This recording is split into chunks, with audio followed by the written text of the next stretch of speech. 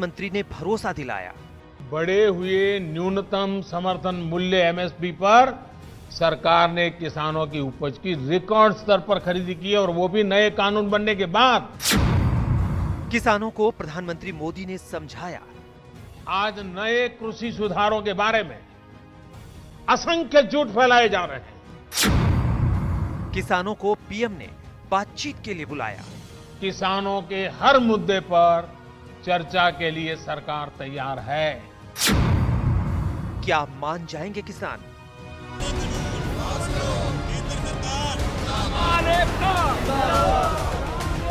जिंदाबाद।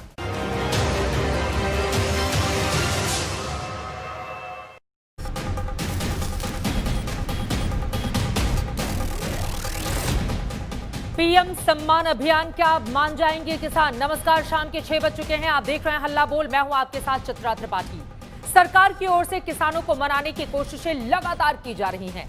आंदोलन के 30वें दिन प्रधानमंत्री नरेंद्र मोदी ने खुद मोर्चा संभाला, 6 राज्यों के किसानों से बातचीत की और आंदोलनकारियों को भी भरोसा दिलाया। पीएम मोदी ने कहा कि सरकार किसानों की बात खुले मन से सुनने के लिए तैयार है। तो सवाल यह है कि क्या अब मान जाएंगे किसान? क्या बीच का रास्ता निकल पाएगा? क्या किसानों की ओर से कल जो बड़ी बैठक आयोजित की गई है उसमें कुछ ऐसा फॉर्मूला सामने आएगा जिसके जरिए जो आंदोलन बीते 30 दिनों से दिल्ली बॉर्डर पर जारी है वो अब खत्म होने की दिशा में आगे बढ़ेगा? इसी पर हल्ला बोल में हम चर्चा करने वाले हैं, लेकिन उसके पहले ये रिपोर्ट देखिए। आज नए कृषि सुधारों के बारे में असंख्य झूठ फैलाए जा रहे हैं। कुछ लोग किसानों के बीच भ्रम फैला रहे हैं। किसानों को मनाने की सरकार की कोशिश जारी है। जब भी वक्त मिलता है प्रधानमंत्री खुद खेती कानूनों के खिलाफ मोर्चा खोले आंदोलनकारियों को भरोसा दिलाते हैं। हर कसौटी पर हमारे ये निर्णय कसे जा सकते हैं। उसमें कोई कमी है तो उसको इंगित करना चाहिए, लोकतंत्र है। हमें सब प्रकार का भगवान ने ज्ञान दिया ऐसा दावा हमारा नहीं है। प्रधानमंत्री ने 6 राज्यों के किसानों से नए कानून पर उनकी राय मांगी और उनके साथ संवाद किया। साथ ही आंदोलनकारी किसानों को हर एक मुद्दे पर भरोसा दिलाने की कोशिश की। हमने लंबे समय से लटकी स्वामीनाथन कमेटी की रिपोर्ट के अनुसार लागत का 1.5 गुना एमएसपी किसानों को दिया। पहले कुछ ही फसलों पर एमएसपी मिलती थी, हमने उनकी भी संख्या बढ़ाई। प्रधानमंत्री मोदी ने कृषि कानूनों के विरोध को लेकर विपक्ष को भी निशाने पर लिया। कई दल ऐसे भी हैं जो इन्हीं कृषि सुधारों के पक्ष में रहे हैं। उनके लिखित बयान भी हमने देखे हैं। वो आज अपनी कही बात से ही मुकर गए हैं। उनकी भाषा बदल गई है। हमला हुआ तो विपक्ष ने भी सवाल पूछे। आप कच्छ चले जाते हो, आप मध्य प्रदेश किसानों से बात कर सकते हो, लेकिन यहाँ से 22 किलोमीटर दूर में जहाँ खुले आसमान की तले महीनों भर 30 जान गंवाने का बाद भी किसान बैठे हैं, आप उनके साथ बात करके उनका जो समस्याएं हैं, उनका जो मांग है वो पूरी करने में क्या दिक्कत है आपको? प्रधानमंत्री के किसान संवाद के वक्त मंत्रिमंडल के सदस्य और बीजेपी के दिग्गज नेता देश के अलग अलग हिस्सों में किसानों के साथ मौजूद थे। पीएम के संबोधन के बाद सबने मिलकर भरोसा दिलाया कि प्रधानमंत्री कभी भी कोई ऐसा काम नहीं कर सकते जो किसानों के हक में ना हो। बहनों भाइयों, ये कल्पना कभी की जा सकती है कि हमारा प्रधानमंत्री कोई भी ऐसा कदम उठाएगा जो कि किसानों के हितों के विरुद्ध होगा, किसानों के हितों पर चोट पहुंचाने वाला होगा। लगभग 40 करोड़ के आसपास का पैसा हमारे अमेठी लोकसभा क्षेत्र में 1 लाख से ज्यादा किसानों को हमने प्रधानमंत्री जी के कर कमलों के माध्यम से प्राप्त होते देखा। दिल्ली के बॉर्डर पर किसान आंदोलन के 1 महीने पूरे हुए। सरकार लगातार उन्हें समझाने की कोशिश कर रही है, मनाने की कोशिश कर रही है, लेकिन आंदोलनकारी तीनों कानूनों को वापस लिए जाने की मांग पर अड़े। सभी जथेबंदियों को बुला के उसके बीच में बैठ के टेबल में बात जैसे चलती है, पहले कानून रद्द करे, फिर उसका विश्वास दिलाया कि मैं कानून रद्द कर दिए, फिर संघर्ष खत्म होगा, उतनी देर संघर्ष खत्म नहीं होगा। 14 महीने में भी पेमेंट नहीं मिल रहा करने का। कानून की बात करते हो, कानून ताक में रखे रह जाते हैं, किसान सड़कों पे परेशान है। कृषि मंत्री ने 5 दिनों के भीतर 2 चिट्ठियां भेजी, लेकिन किसान आंदोलन पर अड़े हैं। हर समय किसानों के हर मुद्दे पर चर्चा के लिए सरकार तैयार है। समाधान के लिए हम खुला मन लेकर के चल रहे हैं। अब तो प्रधानमंत्री ने भी भरोसा दिलाया है। तो क्या प्रधानमंत्री की बात मानेंगे किसान? क्या बातचीत की टेबल पर फिर आएंगे किसान? आज तक ब्यूरो। 9 करोड़ से अधिक किसान परिवारों के खाते में 18,000 करोड़ रुपए की धनराशि आज दी गई है किसानों की बेहतरी के लिए, ताकि उनके जनजीवन में सुधार आ सके। लेकिन लगातार विपक्ष इस पूरे मामले पर सरकार को घेरने की कोशिश कर रहा है। जिस तरह से आज 30वें दिन भी किसान आंदोलन दिल्ली बॉर्डर पर, खासतौर से पंजाब हरियाणा के किसानों का लगातार जारी है। इसी पर चर्चा की शुरुआत हम करेंगे। कई खास मेहमान इस वक्त हमारे कार्यक्रम का हिस्सा हो चुके हैं, उनका तारुफ आपसे करवा देती हूं। अभय दुबे जी, प्रवक्ता कांग्रेस पार्टी के, इस वक्त हमारे साथ जुड़ चुके हैं। कुछ ही देर में ओपी धनखड़ साहब, जो कि अध्यक्ष हैं हरियाणा बीजेपी के, पूर्व कृषि मंत्री भी वो वहां के रह चुके हैं, वो भी हमारे साथ मौजूद होंगे। टीवी स्क्रीन पर आपको जेडीयू के नेता अजय आलोक दिखाई दे रहे हैं।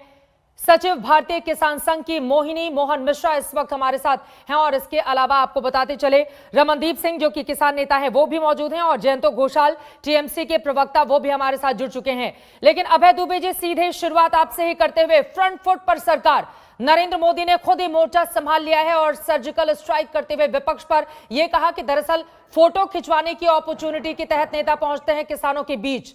उनका वास्तव में यह लक्ष्य कतई नहीं है ताकि वो किसानों की बेहतरी कर सके, उनके बारे में सोच सके। क्या है जवाब इस पर आपका? चित्रा जी, आज अटल जी की 2 पंक्तियां जवाब के रूप में प्रधानमंत्री नरेंद्र मोदी जी को समर्पित करना चाहता हूं। अटल जी अगर आज होते तो इन पंक्तियों को प्रयुक्त करते। सत्य का संघर्ष सत्ता से, न्याय लड़ता निरंकुशता से, प्राण प्रण से करेंगे प्रतिकार, समर्पण की मांग अस्वीकार, दाव पर सब कुछ लगा है तो रुक नहीं सकते। प्रधानमंत्री जी, हम टूट सकते हैं मगर हम झुक नहीं सकते। हम जानते हैं प्रधानमंत्री जी, जब अन्याय गहरा हो तो सफाई ज्यादा देनी पड़ती है और लड़ाई लंबी चलती है।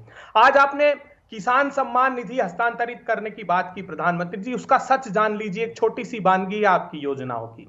15 करोड़ 78 लाख हेक्टेयर में किसान खेती करता है हिंदुस्तान में।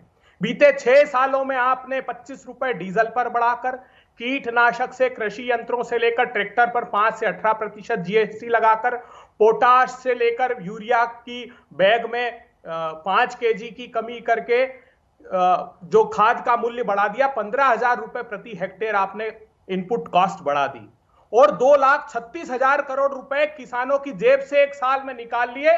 और यह स्वांग रचा जा रहा है कि हम 9 करोड़ किसानों को 18,000 करोड़ रुपए हस्तांतरित कर रहे हैं। प्रधानमंत्री जी, आज आपने केरला का उदाहरण दिया कि केरला के लिए क्यों नहीं बोलते, क्योंकि वहां एपीएमसी एक्ट नहीं। आप जानते हैं प्रधानमंत्री जी, केरला में कॉफी की खेती होती, केरला में नारियल की खेती होती, केरला में रबर की होती, चाय की होती। प्रधानमंत्री जी, आपने बिहार का उदाहरण नहीं दिया, जो बिहार बर्बाद हो गया 2006 से एपीएमसी एक्ट एबॉलिश करके। प्रधानमंत्री जी, उसका जिक्र नहीं किया। क्या हालत है वहां पर? 61 लाख मैट्रिक टन गेहूं पैदा हुआ, 5,000 मैट्रिक टन सिर्फ खरीदा 1,002 किसान से। 65 लाख किसान है प्रधानमंत्री जी वहां। मक्के का तो एक दाना भी आपने नहीं खरीदा। मक्का का किसान हाईकोर्ट जाने के लिए बात हुआ प्रधानमंत्री जी। अभय दुबे जी, इन बातों के साथ आप किसानों को यह भी समझाइए कि एमएसपी को अगर कानून के दायरे में लाया जाएगा तो एकल फसल को बढ़ावा मिलेगा। और जिस केरल का उदाहरण आप दे रहे हैं कि वहां पर अलग अलग तरह की फसल उगाई जाती है, उसका पूरा पैसा भी किसानों को मिलता है। इसी वजह से तो एमएसपी को कानून के दायरे में नहीं लाया जा रहा है, क्योंकि किसान उसके बाद सिर्फ गेहूं और चावल तक ही सीमित रह जाएंगे। देखिए चित्रा जी, ये प्रधानमंत्री नरेंद्र मोदी जी मुख्यमंत्री थे तब नहीं जानते थे। उपभोक्ता मामलों की समिति में तो उन्होंने यहां तक कह दिया था कि अगर कोई जमाखोरी करे तो सीआरपीसी में उसको नॉन वेलेबल ऑफेंस बनाई। और ये जो इसेंशियल कमोडिटी एक्ट में संशोधन किया, सेक्शन 2(1) में 1A ऐड कर दिया प्रधानमंत्री जी आपने। असीमित मात्रा में पूंजीपतियों को संग्रहण की अनुमति दे दी। आपने लिख दिया कि अगर फल सब्जियों के 100% तक दाम नहीं बढ़े, जब तक कोई भी संग्रहित करके रख ले, अनाज में 50% तक दाम नहीं बढ़े। और आपने एक क्लॉज और ऐड कर दिया कि जो फूड प्रोसेसिंग वाले हैं, जो वैल्यू एड करने वाले लोग हैं उनको तो असीमित मात्रा में, उन्हें फूड प्रोसेसिंग यूनिट, कौन सा फूड पार्क ले अहमदाबाद में, अडानी साहब का हिंदुस्तान का सबसे बड़ा फूड पार्क है, रिलायंस का देहरादून में। मैं आरोप नहीं लगा रहा, अगर उनको छूट देते हैं तो किसान का समर्थन मूल्य अनिवार्य कर दीजिए ना प्रधानमंत्री जी। आपके समय में अनिवार्य था? कोई तथ्य नहीं है। कांग्रेस पार्टी ने इस देश में सबसे ज्यादा समय तक राज किया है, क्या आपके समय में अनिवार्य था? वो हिस्सा था, कानून था जिसको प्रधानमंत्री जी ने आके हटा दिया है? अभय दुबे जी, प्रधानमंत्री जी आप जानते हैं भली भांति, कांग्रेस के समय हमने कैप लगा कर रखी थी होर्डर्स के खिलाफ, जो कैप आपने हटाई और 2015-16 में 2,30,000 करोड़ रुपए के दाल का घोटाला हुआ। और चित्रा जी ये आरोप मैं नहीं अभय जी, मैं ये पूछ रही हूँ एमएसपी क्या कानून के दायरे में था जिसको बीजेपी की सरकार ने हटा दिया है? मैं आपसे ये जानना चाह रही हूँ, क्या कांग्रेस पार्टी ने ये व्यवस्था करके रखी थी देश के किसानों के लिए? बहुत अच्छा प्रश्न आपने किया, ये इसका जवाब देश के लोगों को सुनना चाहिए। ये अनिवार्य क्यों आज मांग क्यों कर रहा है किसान, जानती हैं आप? वो कह रहा है कि जब आप व्यापारियों को असीमित मात्रा में संग्रहण की अनुमति दे रहे हैं तो आपका लागत और मूल्य आयोग खुद ही ये आरोप लगा रहा है कि व्यापारी यही करता है कि वो संग्रहित करके रखता है और जब फसल किसानों की बाजार में आती तो दाम तोड़ने के लिए उतार देता है। और ये मोदी सरकार ने भी किया है। बहुत गंभीर आरोप है मेरा। ये सीएसीपी ने आरोप मोदी जी पर लगाया कि आपने दाल खरीदी और ऐसे समय बाजार में उतार दी जब किसानों की फसलें आने वाली थी और दाम टूट गए, क्योंकि 94% किसान बाजार के हवाले। प्रधानमंत्री जी सिर्फ 6% उसके उत्पादन। अरे वो तो बार बार उदाहरण दे रहे हैं ना कि कोई दूध लेने आता है तो क्या वो गाय को लेकर जाता है, और आज उन्होंने अदरक जिंजर का उदाहरण देते हुए कहा कि कोई आपसे जिंजर खरीदने आएगा तो क्या खेती भी लेकर जाएगा? अभय दुबे जी सवाल का जवाब जरूर दीजिएगा, लेकिन जयंतो घोषाल अब मैं सीधे आपका रुख करते हुए, देखिए किसान सम्मान निधि योजना के तहत देश भर के किसान इसका पूरा लाभ ले रहे हैं, लेकिन टीएमसी की सरकार ने इसको रोक कर क्यों रखा हुआ है? पश्चिम बंगाल ने, पीएम ने आज ये सवाल भी पूछे। 70 लाख किसान वहां के वंचित हैं इस योजना से। देखिए, पश्चिम बंगाल में किसानों के लिए ममता बनर्जी के सरकार, ये जो बिल आया उसके बहुत पहले, और इसके साथ चुनाव का कोई संबंध नहीं है। पश्चिम बंगाल में 70% एग्रीकल्चरल वर्कर्स हैं और बंगाल में ऑलरेडी ममता बनर्जी ने हर किसानों के लिए 5,000 रुपीज करके घर घर पहुंच दिया गया है। और वो अभी बहुत बड़ा इशू बंगाल में है कि अभी जो किसानों का जो मुद्दा है उसमें प्रधानमंत्री जी अगर लोकतंत्र के हिसाब से बातचीत कर रहे हैं, लेकिन ये भी कह रहे हैं कि हम जो 3 बिल है उसमें नहीं झुकेंगे और उसमें हम विथड्रॉ नहीं करेंगे, रोल बैक नहीं होगा। देखिए, लोकतंत्र में शासक दल को झुकना पड़ना कोई बुरी बात नहीं है। मैं तो याद करता हूं राजीव गांधी प्रेस बिल खुद पार्लियामेंट में आके कह दिया था कि हम विथड्रॉ कर रहे हैं। जो हमारे विरोधी दल हैं, मैं किसानों के हित में उनसे भी बातचीत करने को तैयार हूं, लेकिन जयंतोदा मैं आपसे ये पूछ रही हूं, ये 70 लाख किसान केंद्र की योजनाओं से क्यों वंचित हैं? किस बात का डर है सरकार को वहां पर? नहीं, बिल्कुल वंचित नहीं है। पश्चिम बंगाल में ऑलरेडी स्कीम है और वंचित ना करने के लिए ही डिमांड उठा रहे हैं, क्योंकि देखिए किसानों का जो रुख है, अगर उसमें ये कोई पॉलिटिकल पार्टी का मूवमेंट नहीं था, ये तो किसानों का मूवमेंट है। और वो किसान अखंड अगर भारत आप मानते हैं तो पश्चिम बंगाल का भी किसान को आप किसान मान लीजिए ना। तो वो पश्चिम बंगाल के जो किसान हैं वो बहुत गरीब किसान है, जो ये जो मिनिमम सपोर्ट प्राइस आपको पता नहीं है पश्चिम बंगाल के लिए कितना जरूरी है। और जैसे अभय जी कह रहे थे कि आप सोच रहे हैं कि दलाल नहीं रहेंगे, लेकिन कॉर्पोरेट दलाल का जो डर है अगर उसको आप एड्रेस नहीं कर पा रहे हैं, इतने दिन से जो चल रहा है जो मूवमेंट, कुछ तो कारण होगा। मतलब आप कहेंगे कि हम बातचीत करेंगे, लेकिन आप कहेंगे कि हम बिल विथड्रॉ नहीं करेंगे। पार्लियामेंट सेशन बुलाइए, बातचीत में उसमें अमेंडमेंट का भरोसा दीजिए। तो डेमोक्रेसी, लोकतंत्र में अगर आप चीफ मिनिस्टर से भी तो बात कर सकते थे पहले। अगर आप फेडरल स्ट्रक्चर में रहते हैं, आप कह रहे हैं कि एग्रीकल्चरल साइंटिस्ट, एक्सपर्ट से बात किए हैं, तो अभी आप ऑल पार्टी मीटिंग के बारे में बात कर रहे हैं कि प्रतिपक्ष के साथ बात कर सकते हैं। तो ये बिल लाने के पहले आप जो होमवर्क किए थे वो फेडरल स्ट्रक्चर उस समय आपको याद नहीं था। तो अभी इस समय अगर विरोध कर रहे हैं मामले ममता पर राजनीति बनर्जी, करने तो का इसका मतलब ये नहीं है किसानों कि का हित प्रधानमंत्री कौन को सोच रहा असम्मान कर रहे है, हैं। ये भी तो बड़ा सवाल है जयंतोदा। ठीक है, आप अपनी बात को आगे पूरी कीजिएगा। ओपी धनखड़ साहब भी इस वक्त हमारे साथ जुड़ चुके हैं। धनखड़ साहब, ये सरकार रिजिड क्यों है अपनी बातों पर? अगर ऑल पार्टी मीटिंग बुलाकर या किसानों के बीच जाकर उनकी बातें सुनकर मनवाकर बीच का रास्ता निकल सकता है, तो आप लोगों ने एक लाइन क्यों खींच कर रखी हुई है कि नहीं भैया हम जो कानून लाए हैं वही सबसे बेहतर है और हम किसानों को समझाने जा रहे हैं? 30 दिन हो चुके हैं, आपको लग रहा है कि अगर किसानों को बातें समझ में नहीं आ रही हैं तो कम से कम एक कदम और आगे बढ़ाए जाने की जरूरत है इस सरकार को? सरकार भी ऐसा लग रहा है कि अड़ी हुई है पूरे मामले पर। देखिए सर,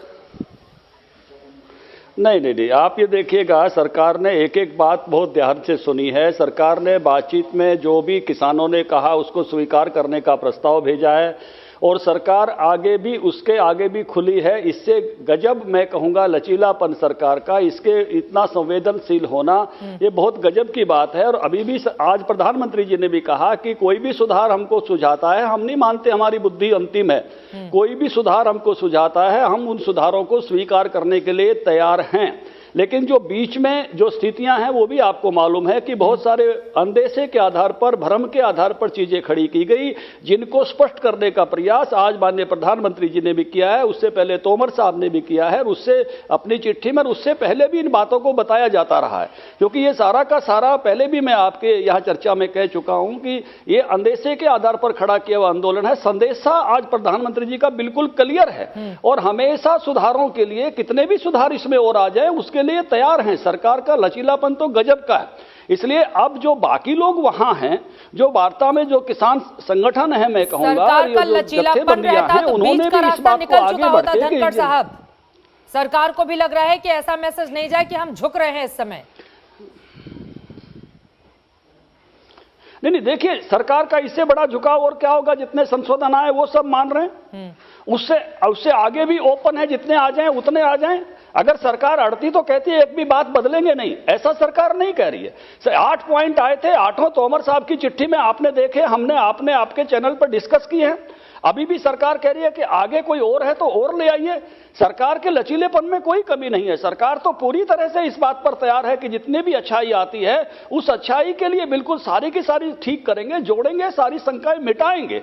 मतलब सरकार के प्रति आप ऐसे, मैं कहूंगा कि इससे गजब का मैं सरकार की संवाद बनाना और इतनी गहराई से बनाना, एक मुद्दे को समझकर बनाना, और भरोसा क्यों नहीं दे पा रहे हैं? आंदोलन खत्म क्यों नहीं हो रहा है?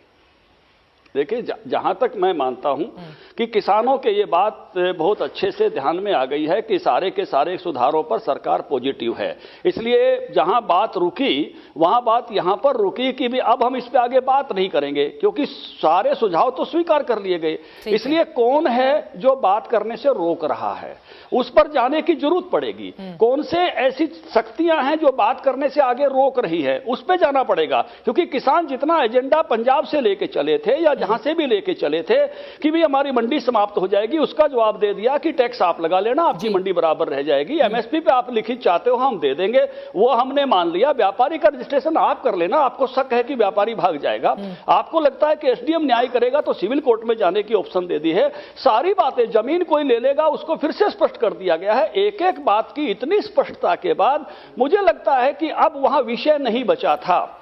तो उस नाते से ये जो डायलॉग बंद हुआ किसानों की तरफ से कि अब हम बात नहीं करेंगे, आप रद्द ही करिए, भाई ये कौन सी बात है? और मैं एक बात और देख रहा हूं इस आंदोलन में कि 3 कानूनों के आधार पर कृषि के पूरे आमूलचूल परिवर्तन की बात शुरू हो गई है कि सारा का सारा बदलाव इन्हीं के आधार पर हो जाए। सारा एजेंडा एक साथ पूरे देश में, कोई भी एग्रीकल्चर का एजेंडा कुछ भी हो सकता था, वो सब डिस्कस होने लगा है। और उसके साथ साथ एक बात और देख रहा हूं कि हमारे जो प्रवक्ता आते हैं वो बड़ी सुविधा से बात करते हैं। जब सेंटर से कुछ मांगना हो तो सेंटर पर जोर देते हैं कि सेंटर एमएसपी दे दे, सेंटर ये दे दे, सेंटर फसल बीमा दे रहा है, सेंटर किसान क्रेडिट कार्ड दे रहा है, सेंटर खाद की सब्सिडी दे रहा है। लेकिन जब कुछ उन पर लागू करने की बात आती है तो जाके स्टेट पे खड़े हो जाते हैं कि ये तो स्टेट सब्जेक्ट है, ये तो हमको करने देना चाहिए था। यानी सेंटर से स्टेट और स्टेट से सेंटर अपनी सुविधा से जाते हैं। ऐसा भी ठीक नहीं है। जब आप सेंटर से बहुत सुविधाएं मांग रहे हो तो सेंटर कुछ चीजें लेकर आएगा और अच्छाई के लिए, उनको भी स्वीकार कीजिए। ठीक है, अजय आलोक जी और मोहिनी मोहन जी, मैं आपके पास फौरन आ रही हूँ। रमनदीप जी भी हमारे साथ जुड़े हुए हैं, लेकिन जल्दी से यहाँ पर जवाब देना चाहते हैं अभय दुबे जी, बोलिए। देखिए चित्रा जी, अभी ये जो बैठे हैं अजय आलोक जी, पूछिए ना, आज प्रधानमंत्री जी ने बहुत व्याख्या की। हाँ। उन्होंने नहीं, अजय आलोक जी ने ठुकरा दिया लात मारकर। उन्होंने कहा सबसे गंदी फसल बीमा योजना प्रधानमंत्री जी ने विश्व की सबसे अच्छी बताई थी। 26,000 करोड़ रुपए करीब 2016 से 2019 के बीच निजी कंपनियों के खातों में गया है धनखड़ साहब। अगर ये नहीं करते तो वो किसानों के खातों में जाता, उसकी प्रीमियम राज्य सरकार देती, केंद्र सरकार देती और किसान देता है। समर्थन मूल्य का मुझे लगता है आप भी समर्थन करते होंगे, क्यों नहीं हो सकता? देखिए राज्य की मजबूरियां हैं, राज्य घोषित नहीं कर सकता अलग अलग, नहीं तो इंटर स्टेट जब किसान बेचने जाएगा तो परेशानी होगी। इसलिए केंद्र सरकार को तय करना चाहिए कि वो समर्थन मूल्य को कानूनी अधिकार किसान को दे दे। जल्दी से इस पर जवाब दीजिए धनखड़ जी, उसके बाद बाकी मेहमानों के पास में जाती हूं, जल्दी से। देखिए, मैं जिस राज्य से आता हूँ, कृषि मंत्री रहा हूँ, मेरे राज्य के किसानों ने जो प्रीमियम दिया था उससे 4 गुना उनको कंपनसेशन एग्रीकल्चर के इस बीमा से मिला है। मेरा किसान खुशहाल है, तो उस नाते से हमको इसका बेनिफिट है, देश भर के किसानों को इसका बेनिफिट है। एक हिस्सा केवल किसान देता है 1.5 से 2%, बाकी उसका प्रीमियम राज्य और केंद्र सरकार देती है और किसानों को इसका बेनिफिट हुआ है और किसानों को इसका लाभ मिल रहा है। और यही बात तो हम इन बिलों में समझा रहे थे कि भाई इंटरस्टेट किसान बेचने जाएगा तो वो कानून केंद्र बनाएगा। आप एमएसपी पे जिस बात को मान रहे हो वही बात हम इस पर कह रहे थे कि हरियाणा के में अगर 0 कर दिया है और अगर राजस्थान में 0 नहीं है जो है मार्केट फीस, तो वहां कैसे बेचने जाएगा वो? उसको अगली फीस लग जाएगी, तीसरे राज्य जाएगा तो तीसरी फीस लग जाएगी। और इसलिए कॉन्क्रीट लिस्ट में ये है, इसीलिए यही बात कह रहे थे वो। आप एमएसपी पे उस बात को मान रहे हो आप, और इस बिल पर आप मना कर रहे हो। ये मनमर्जी जिस दिन प्रधानमंत्री जी भाषण दे रहे थे ना, उस दिन मध्य प्रदेश की 47 मंडियों में एक भी अनाज का दाना खरीदा बेचा नहीं गया। जानते हैं आप, 140 मंडियों में कारोबार आधा रह गया है। ये राज्यों की हालत आगे होने वाली है। ये आरोप प्रत्यारोप का दौर चलता रहेगा। इससे आगे बढ़ते हुए बाकी मेहमानों को भी मैं चर्चा में लेकर आना चाहूंगी। ठीक है धनखड़ साहब, आपकी और अभय जी की बात हो गई, बहुत और भी दूसरे सवाल हैं, मैं आऊंगी। अजय आलोक जी कुछ जोड़ना चाह रहे थे। अजय देखिए, जब सरकार की ओर से उदाहरण दिया जाता है केरल का, लेकिन बिहार को छोड़ दिया जाता है, बिहार के किसानों की क्या हालत है ये किसी से छिपी हुई नहीं है। तो जवाब तो बनता है, आपकी सरकार है वहां पर इतने सालों से, किसानों की बेहतरी के लिए वहां पर क्या किया गया?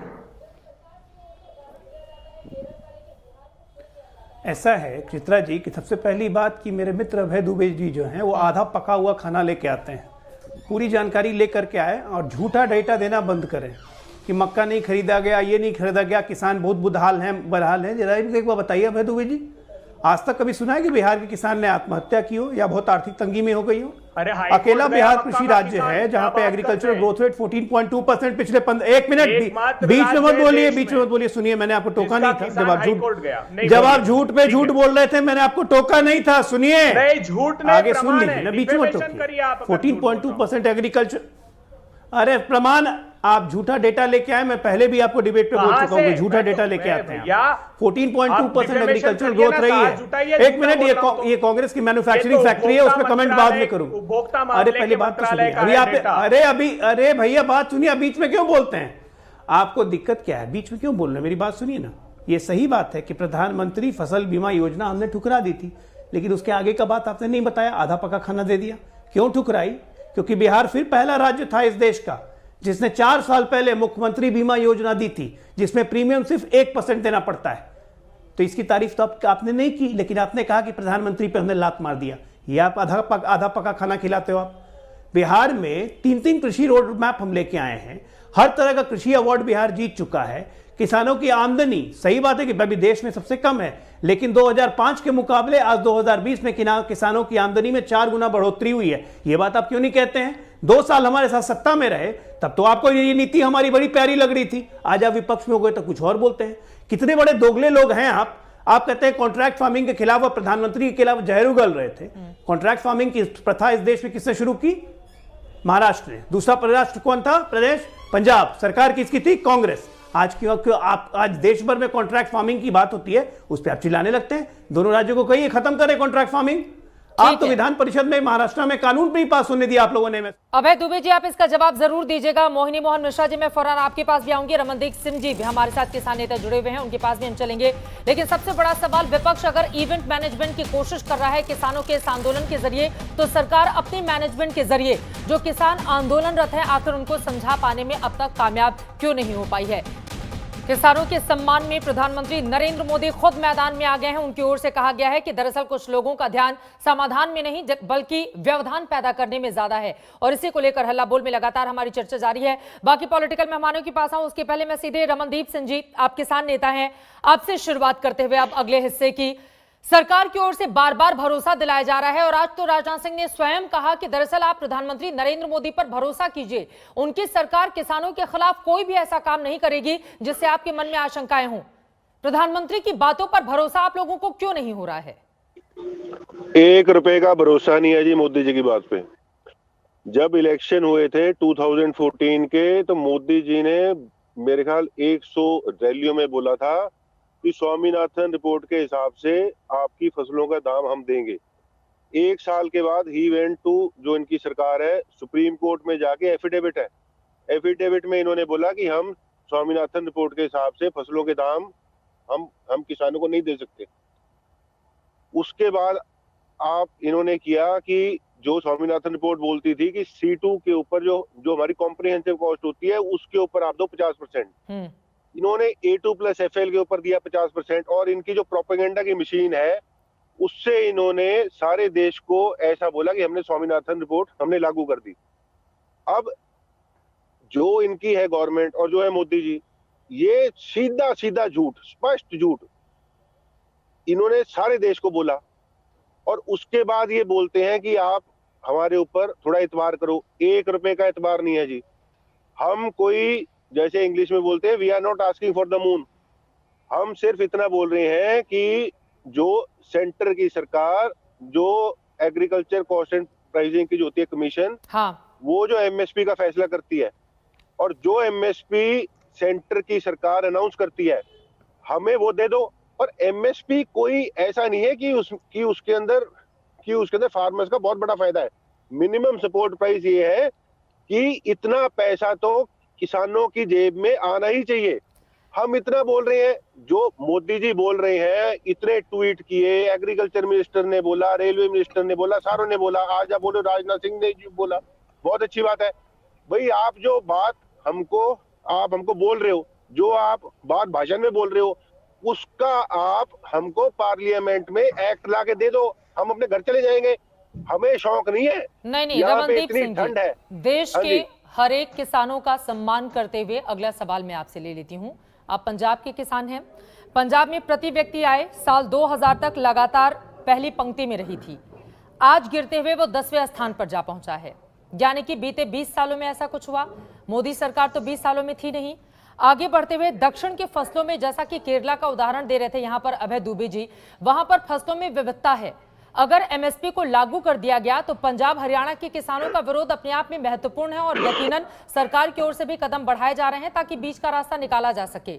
लेकिन देश की संसद से अगर कोई कानून पास हुआ है, इतने सारे सांसदों को, मंत्रियों को और नुमाइंदों को भेजकर इसीलिए भेजा जाता है संसद में ताकि वो वहां पर देश की बेहतरी के लिए, किसानों की बेहतरी के लिए या दूसरे हिस्सों की बेहतरी के लिए कानून बना सके। लेकिन आप लोगों को भरोसा नहीं है। मेरा सवाल आपसे यह है, देखिए पंजाब हरियाणा की या फिर उत्तर प्रदेश के कुछ हिस्सों के किसानों को हम छोड़ दें तो देश भर से आप लोगों को समर्थन किसानों का कहां मिल रहा है? आप एक बार आप ऐसा करो, वैसे तो आपका जो चैनल है उसको मेरे ख्याल से मतलब अलाउ नहीं करते ये भी, जो ये जो है ना सिंगू बॉर्डर के अंदर आने के लिए। लेकिन आप एक बार आओ और आके आप देखो कि वहां पे है और जो स्टेट्स हैं उसके फार्मर्स है या वहां पे नहीं है, तो एकदम बात स्पष्ट हो जाएगी।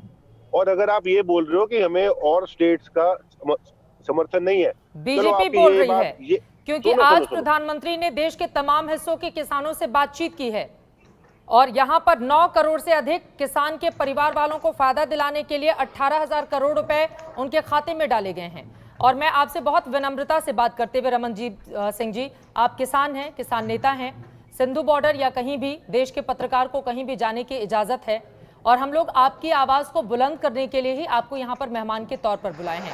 आपका पूरा सम्मान है सर, आपका पूरा सम्मान है और आपकी बात भी महत्वपूर्ण है।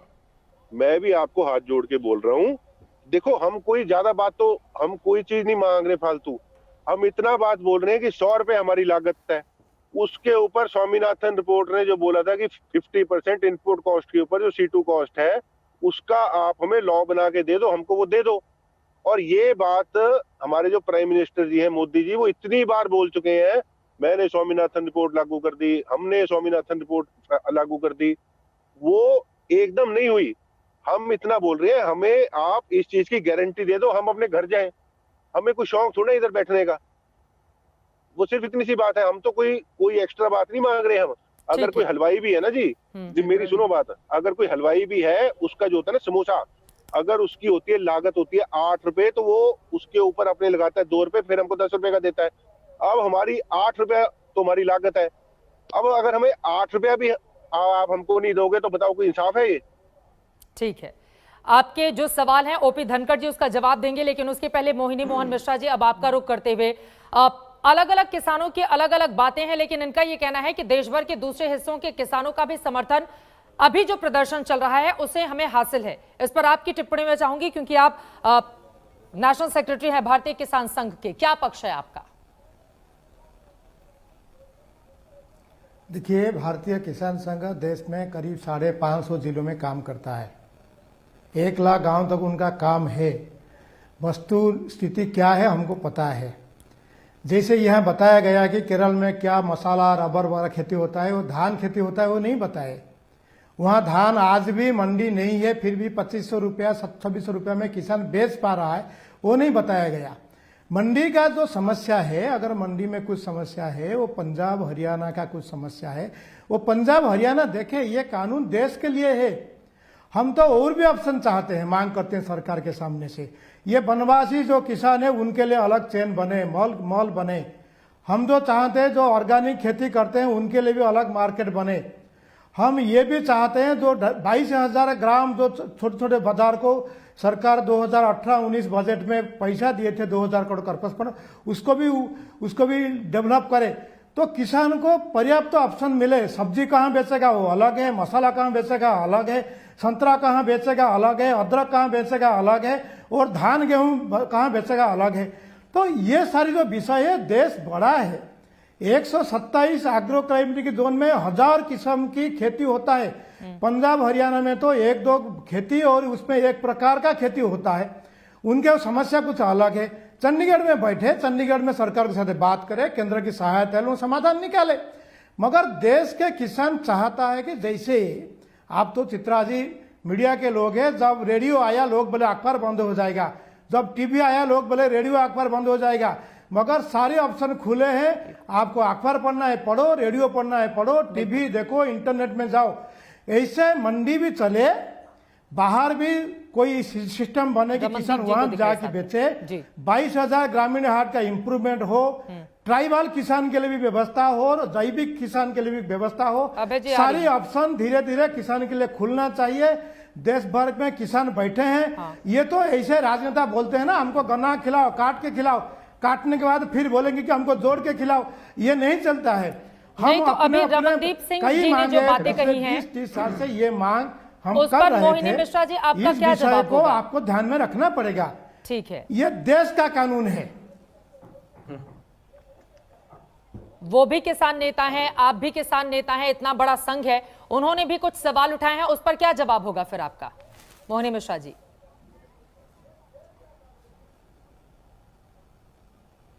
हेलो जी मोहिनी मोहन मिश्रा जी, मेरा सवाल यह है कि अभी रमनदीप सिंह जी ने भी बहुत सारे सवाल उठाए हैं, मैं चाहूंगी उसका भी जवाब दीजिए, क्योंकि किसानों के अलग अलग रुख इस पूरे मामले में सामने आ रहे हैं। तो एक तरह का जो आम जनता है उसमें भ्रम की स्थिति, देखिए इस देश के किसानों के साथ हर एक नागरिक खड़ा हुआ है, लेकिन भ्रम की स्थिति अगर कहीं पर भी पैदा हो रही है तो वो आपकी या रमनदीप जैसे नेताओं की ही जिम्मेदारी है कि वो इस भ्रम को दूर करें। तो अभी अभी जो बातें रमनदीप सिंह जी ने कही हैं उस पर मैं आपकी टिप्पणी चाहूंगी। देखिए, रमनदीप जी कोई गलत बात नहीं किए हैं, वो पंजाब हरियाणा किसानों की समस्या है। और ये जो यहाँ किसान नेता बैठे हैं, किसान उन्हीं क्षेत्रों के किसान के हित के लिए बैठे हैं। और दूसरी विषय है क्योंकि इस संगठनों का पहुंच केरल तक नहीं है, केरल से वो सहायता लेंगे कांग्रेस का या वामपंथियों का। अब ये इसलिए राजनीतिक नेता यहाँ घुस के पर्दे के पीछे अपना हथकंडा चला रहे हैं। अगर केरल का बात आ रहा है, बिहार का बात आ रहा है, बिहार का लीची भी होता है, सिर्फ मक्का नहीं होता है। लीची किसान क्या चाहता है उनको पूछ लीजिए ना किसान को। तो मैं बोलता हूं ये जो समस्या है जो रमन जी उठा रहे हैं वो एक सीमित किसानों का, सीमित क्षेत्र का समस्या है और खेती किसान राज्य सरकार का विषय है। वहां बैठकर चर्चा करके निर्णय ले ले। पंजाब सरकार तो कोई कानून भी निकाला था, कहाँ हो गया वो कानून? चित्रा जी उसको लागू करे अगर वो अच्छा कानून बोल लीजिए। अभय दुबे जी, पंजाब सरकार पर ही सारा समाज जाकर टिक जा रहा है और विपक्षी नेताओं पर कि दरअसल किसानों को बरगलाने का काम विपक्ष ज्यादा कर रहा है, वरना सरकार और किसान आपस में बातचीत करके बीच का रास्ता अब तक निकाल चुके होते। अरे अगर ऐसा होता चित्रा जी तो फिर उत्तर प्रदेश के किसानों को 50-50 लाख के नोटिस नहीं देती सरकार आंदोलन में शामिल होने के लिए। मध्य प्रदेश में 40-40 वन विभाग के अधिकारी किसान नेताओं के घर पर छापा मारकर प्रकरण दर्ज नहीं करते। मैं एक सवाल सिर्फ धनखड़ साहब से पूछना चाहता हूं, ये बताइए सीएसीपी में आपकी सरकार ने, और बहुत अच्छा रमनदीप सिंह जी ने सवाल खड़ा किया स्वामीनाथन कमीशन का। ये स्वामीनाथन कमीशन की रिपोर्ट में हरियाणा सरकार ने कहा है कि उनके यहां जो लागत मूल्य है स्वामीनाथन आयोग के अनुसार वो 2162 रुपए आती है धान की, और सरकार क्या मानती है? मोदी सरकार 1245 रुपए वो A2+FL से मांगती है। चलिए इस पर जल्दी से मैं जवाब ले लेती हूं, ब्रेक के लिए मुझे रुकना है। आप तो धनखड़ साहब पूर्व कृषि मंत्री भी हरियाणा के रह चुके हैं, जवाब दीजिए अभय दुबे जी ने जो आरोप लगाए हैं, जल्दी से सर। देखिए सीएसीपी जो कैलकुलेशन करता है, अभी दुबे जी अच्छे से जानते हैं, वो देश भर के आंकड़ों पर करता है। हरियाणा और पंजाब में जमीनों की कीमतें ज्यादा हैं तो वहां खेती की लागत भी ज्यादा है, और राज्य सरकारों को इसका रुख करना चाहिए। जिससे हरिमोहन जी कह रहे थे कि राज्य सरकारें मक्का नहीं खरीद रही है पंजाब में, गन्ने का भाव कम दे रही है हरियाणा से 30 रुपए, ये वहां पर तो कुछ करते नहीं है, यहाँ आकर बैठे हुए हैं। जहां ठीक है, कुल मिलाकर तमाम नेताओं की बातों से यही लगा है अब तक कि ये बातचीत का दौर जो है एक तरफ जारी है, लेकिन दूसरी तरफ पूरे मामले पर राजनीति भी जारी है। ऐसे में बड़ा सवाल यही है बीच का रास्ता कैसे निकालेगी सरकार, ताकि किसान भी खुशी खुशी अपने घर पर वापस जा पाए और सरकार की बात भी रह जाए जो बार बार समझाने की कोशिश खुद प्रधानमंत्री नरेंद्र मोदी की ओर से सामने आकर की जा रही है। किसान और सरकार के बीच जो गतिरोध बरकरार है वो कब टूटेगा, अपने आप में ये बड़ा सवाल है। लगातार इस पर हमारी नजर बनी हुई है, लेकिन किसान वर्सेस किसान, इस पर हमारी खास पेशकश ब्रेक के बाद आप जरूर देखिएगा। देखते रहिए आज का। नमस्कार, मैं हूं अंजना ओम कश्यप। हमें उम्मीद है ये वीडियो आपको पसंद आया होगा। लेटेस्ट खबरों के लिए यूं ही देखते रहिए आज तक, और इस वीडियो के पसंद आने पर लाइक, शेयर एंड सब्सक्राइब करना ना भूलें।